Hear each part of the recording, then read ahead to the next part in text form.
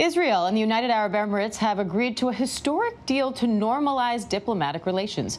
President Trump touted the landmark agreement yesterday, saying in a joint statement with the leaders of Israel and the UAE that this is a breakthrough that would, quote, advance peace in the Middle East region. Ian Pannell is in London with the details on this. Ian, good morning. Yeah, good morning, Dan. So what exactly is in the deal, and how important is it to peace in the Middle East? I mean, I think it is important. The president described it as historic, and obviously we're just going to have to wait to find out whether or not it is. It's important not least because this is only the third Arab country to agree to normalize ties with Israel. This is, of course, after Egypt and then Jordan. So in that context, it potentially starts to reshape relations in the Middle East, which have long been defined by enmity between the Arabs and the Israelis. Now, part of this, of course, is tied to relations with Iran. Why? Because tensions between a lot of the countries in the Gulf, like the United Arab Emirates, the UAE, and Iran, are high, which is why people are thinking maybe Bahrain, maybe Oman, maybe other countries in the Gulf may also sign some kind of deal with Israel. Now, this is good for the Israeli Prime Minister, who's got a shaky coalition government. It's also good for the President Trump, because, of course, it allows him to declare some kind of foreign policy victory ahead of November's election. What it isn't at the moment is that historic Middle East peace plan that he's been promising, but it is important nevertheless. Ian, President Trump calls this a historic peace agreement, but the leader of the UAE calls it a roadmap. Is that an important distinction?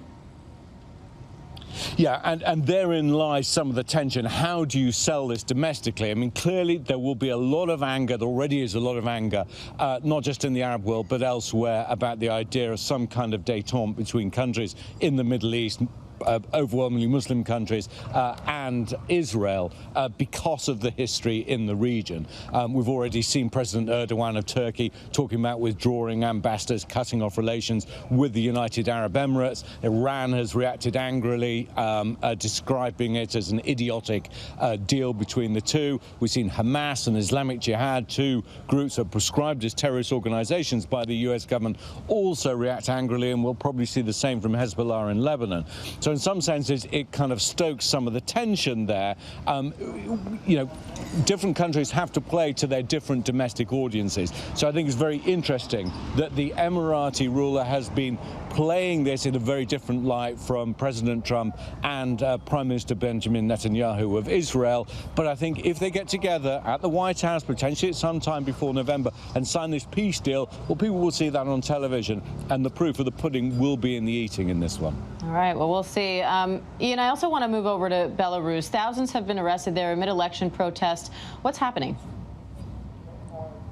I mean, astonishing scenes. For people who don't know, Belarus is Europe's last dictatorship. Think the Cold War, certainly think the Soviet Union. This is it's a country that does have elections, just had an election, but the same man, Alexander Lukashenko, has won 6 times. He just won his 6th consecutive election. He's been in power for more than 25 years. It's a brutal, authoritarian dictatorship, and it's ruled with a rod of iron. And what's happened is a number of opposition candidates were arrested before the election, and the wife of one of them stood as a candidate. She was only given 10% of the final count of the vote. The sitting president, amazingly, got 80% of the vote, and that seemed to set forth a whole series of events with protests. We've seen general strikes. We've seen people beaten and detained, accusations of torture. Now the leader of opposition, who had to go into hiding in neighboring Lithuania, is now calling for mass protests over the weekend. And you shouldn't forget what it takes in a country like that to go out onto the streets and demand your rights. This isn't like we saw in Ukraine. It's not even what we saw in Hong Kong.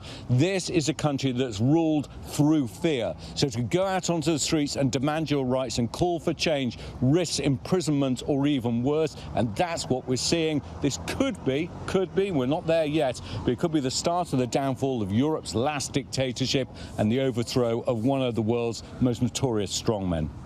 All right, big news. Ian Pannell in London. We appreciate it, Ian. Thanks. Hi, everyone. George Stephanopoulos here. Thanks for checking out the ABC News YouTube channel. If you'd like to get more videos, show highlights, and watch live event coverage, click on the right over here to subscribe to our channel. And don't forget to download the ABC News app for breaking news alerts. Thanks for watching.